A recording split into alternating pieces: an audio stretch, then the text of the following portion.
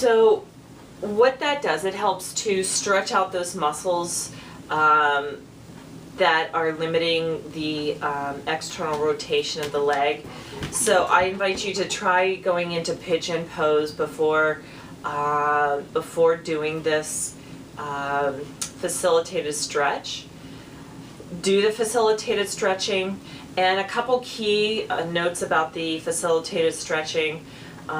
Do it once every 48 hours. If you know anything about working the body, you want to give those muscles a break, and it's usually a 48-hour recovery period.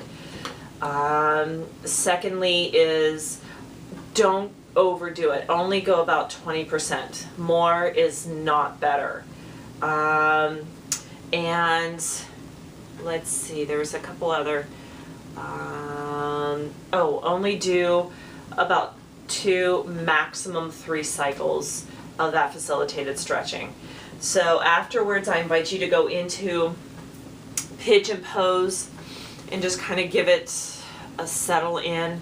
Relax the shoulders, maybe find length.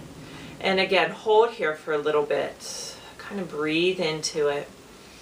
And then you're going to find that there is still some tension, but your body's able to relax into the pose a lot quicker.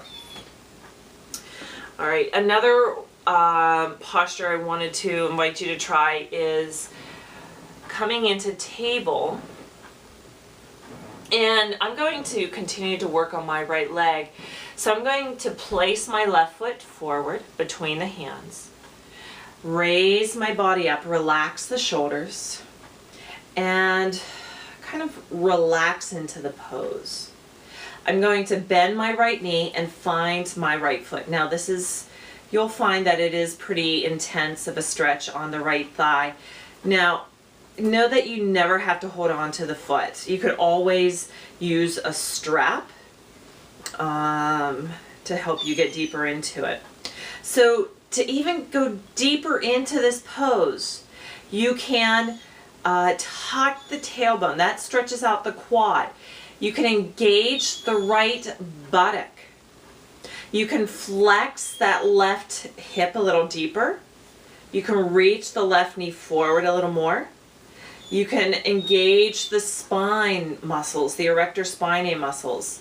And also, you can attempt to drag that right knee forward, the back knee forward, I should say. And then relax into that. Find some breaths. So you want to try to find an equal balance of strength and flexibility into the poses. Go ahead, when you're ready, back out of it.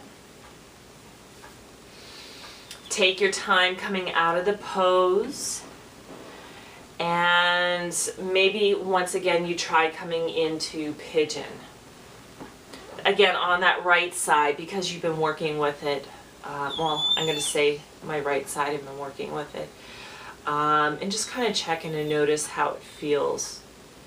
I also would suggest trying to do this a little warmed up, not just, you know, willy-nilly coming in and saying, okay, I'm going to work on my Tensor Fascia latte today, and just doing it. I would say maybe do a couple asanas first, maybe a series of Surya Namaskar, the sun salutations, and just kind of ease your body into it.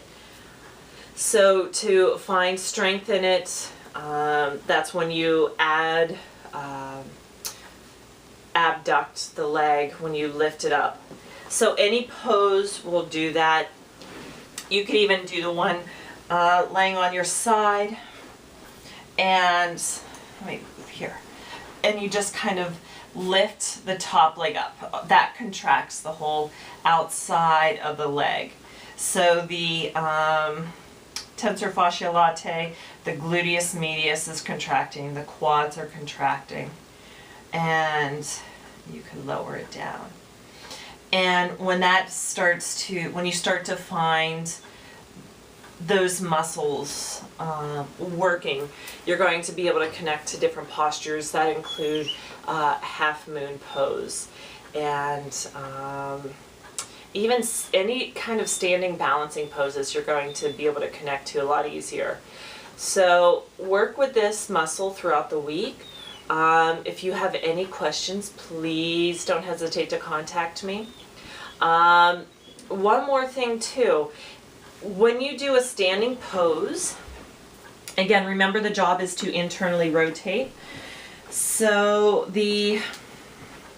since I'm here, standing over the front leg, you want to try to square the hips. So what is that leg doing? The back leg, it's internally rotating. So again, that's that tensor fascia latae engaging.